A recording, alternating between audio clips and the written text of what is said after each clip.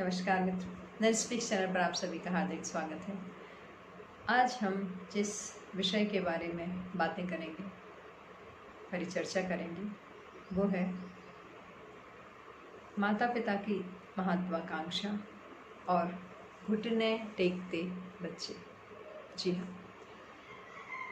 जैसा कि आप सभी जानते हैं, यहाँ तक कि जो हमारे ग्रंथ हैं, उनकी जो कहानियाँ हैं, उनसे भी हमने जो शिक्षा प्राप्त की है या उनके पढ़ने के उपरांत जो चीज़ उभर कर सामने आई है, जैसे कि हाल ही के परिदृश्य में यदि आप देखें कि टीवी में रामायण और महाभारत दोनों ही हम देख रहे थे, हम सभी दर्शक इन दोनों ही सीरियल को लगातार देखते रहे।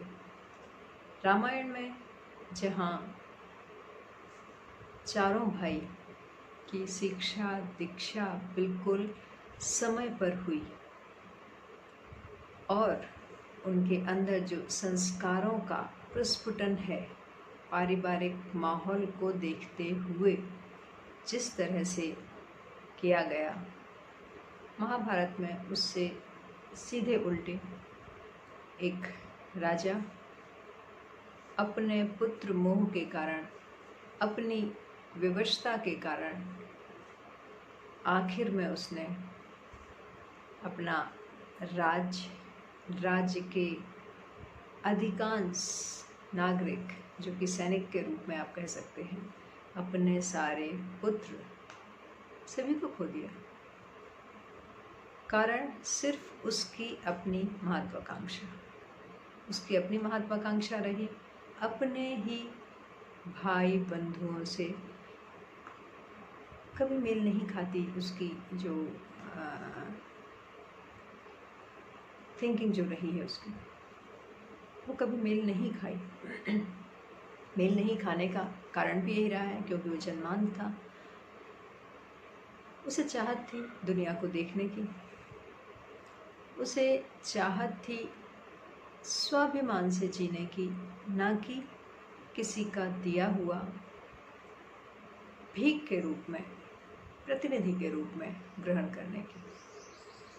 लेकिन जब ये सब संभव ना हो सका तो और एक बार, क्योंकि वो इन सब के युग नहीं था, लेकिन जब एक बार चस्का लग गया उसे, आखिर में क्या परिणाम हुआ ये हम सभी जानते हैं। और जब उसने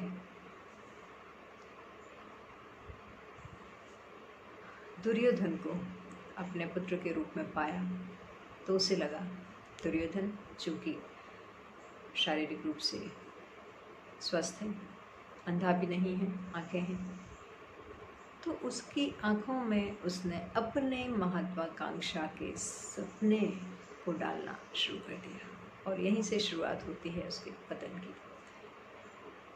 ना चाहते हुए भी इतनी सारी जो नेगेटिविटी है, नकारात्मकता है, वो दुर्योधन के अंदर भर दी गई कि वो अपने भाइयों से, अपने जितने भी बुजुर्ग थे, सम्मानित व्यक्ति थे, जो भी उसे सही सलाह देते थे, उन सभी से वो नफरत करने लगा। और उस नफरत का स्तर इतना गिर गया कि उनकी हत्या करने में भी जरा सा संकोच नहीं हुआ। उनके साथ में किसी भी तरह का दुर्व्यवहार करने का भी जरा सा संकोच नहीं हुआ। जी हाँ, कहा जाता है कि जब माता पिता अपनी महत्वाकांक्षा को प्राप्त करने के लिए अपने बच्चों की बलि देते हैं तो ऐसे ही परिणाम हमें देखने को मिलते हैं।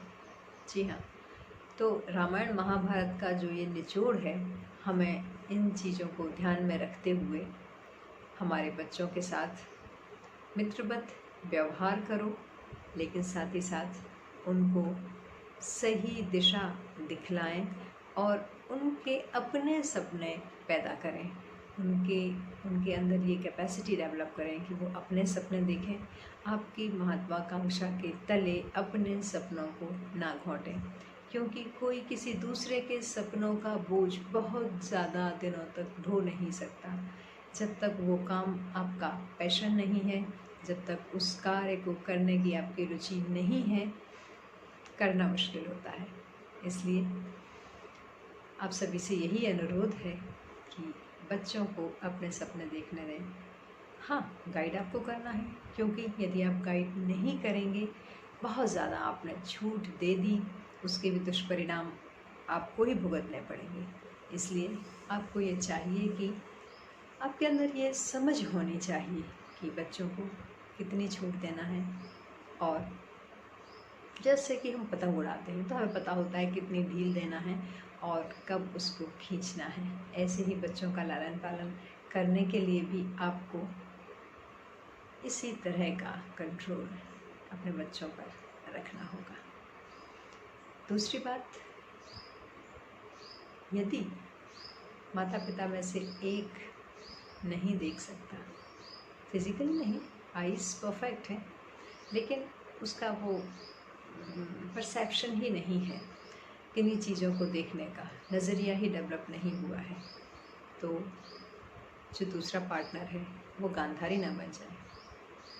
उसे भी अपने आँखों पर पट्टी नहीं बांधनी चाहिए, क्योंकि माता पिता की वैसे तो बराबर की ही जिम्मेदारी होती है, लेकिन यदि दोनों में से कोई एक इस जिम्मेदारी को ओढ़ने में सक्षम नहीं है, तो दूसरा उस जिम्मेदारी को हंसी खुशी ओढ़े। बच्चे आपके ही हैं, भविष्य आपका है, सपने आपके हैं। बच्चों के लिए खुला आसमान दीजिए और उड़ने दीजिए उन्हें अपने पंखों पर। दुनिया बहुत बड़ी है, आकाश बहुत बड़ा है, खोज लेंगे वो अपना ठिकाना। पतंग की तरह ढील भी दीजिए और जहाँ ज़रूरत पड़े डोर भी खींचिए। जी, नमस्कार।